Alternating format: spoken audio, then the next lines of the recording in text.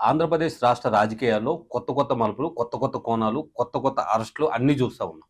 అయితే ఇందులో నిన్న జరిగినటువంటి వంశీ గారి అరెస్ట్‌లో ఒక కొత్త కోణాన్ని వెలుగులోకి వచ్చింది. ఏంటి అంటే ఆంధ్రప్రదేశ్ రాష్ట్రానికి సంబంధించినటువంటి విజిలెన్స్ అండ్ ఎన్ఫోర్స్‌మెంట్ అధికారులు సుమారుగా 5 ఏళ్లలో 195 కోట్ల రూపాయలు అవినీతి అక్రమార్జన ఉంది వంశీకి అని చెప్పి ఒక నిర్ధారణ తీసుకొచ్చారు. వాళ్ళు ఇచ్చినటువంటి నివేదికలో వాళ్ళు ఎక్కడెక్కడ ఎలాంటి అక్రమాలకు పాల్పడ్డారు, ఎలా వాళ్ళు దాన్ని ఒక రూపకల్పన చేసుకున్నారు. ఈ 195 కోట్లు అనేది ఒక అంచనా వ్యయం మాత్రమే. కానీ దీన్ని ఇంకా ఎంతుంది?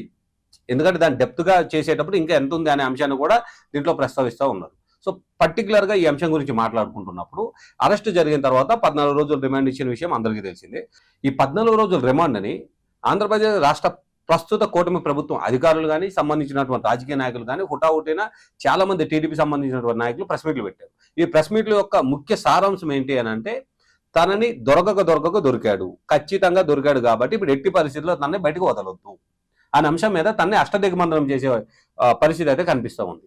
ఎందుకు? ఈ ఎన్ఫోర్స్మెంట్ డిపార్ట్మెంట్ ఇచ్చిన నివేదికతో పాటు చాలా మంది చుట్టుపక్కల కృష్ణా జిల్లా, ఉమ్మడి కృష్ణా జిల్లాకు సంబంధించినటువంటి నాయకులు చాలా మంది ప్రస్తావిస్తూ అక్రమ మట్టి తవ్వకాల దగ్గర నుంచి మొదలు పెడితే పట్టాల దోపిడీ, ఏదైతే ప్రభుత్వం నుంచి ఎస్సీ ఎస్టీ వర్గీకరణ సంబంధించినటువంటి ఎవరైతే ప్రజలు ఉంటారో వాళ్ళకి ఇవ్వాల్సిన పట్టాల్లో అవకతవకలు జరిగాయని, అక్రమ వెంచర్లు ఏర్పాటు చేశారండి. ఎవరు ఆ ఏరియాలో ఎక్కడ ఒక చిన్న ఇల్లు కట్టుకోవాలన్నా, ఒక చిన్న వెంచర్ వేయాలన్నా, ఎందుకు వెంచర్ వేసేంత ఎస్టాబ్లిష్ అయిందా అని అంటే విజయవాడకు ఆనుకొని ఉండడంతో, ఆ నియోజకవర్గం ఏదైతే ఉందో అది విజయవాడకి ఆనుకొని ఉండడంతో ఖచ్చితంగా డెవలప్మెంట్ చేయడానికి చాలా అవకాశం ఉంటుంది. సో, ఈ అవకాశాన్ని గత 5 ఏళ్లలో వంశీని ఎలా యూజ్ చేసుకున్నారు? వంశీ ఒక్కడే కాదు, వంశీకి సంబంధించినటువంటి అనుచరులు కూడా ఎలా యూజ్ చేసుకున్నారు? సో, అష్టదిగ్బంధనం ఎలా చేయాలి అనే అంశం మీదనే కూటమి ప్రభుత్వం ముందుకెళ్తున్నట్టు కనిపిస్తాం.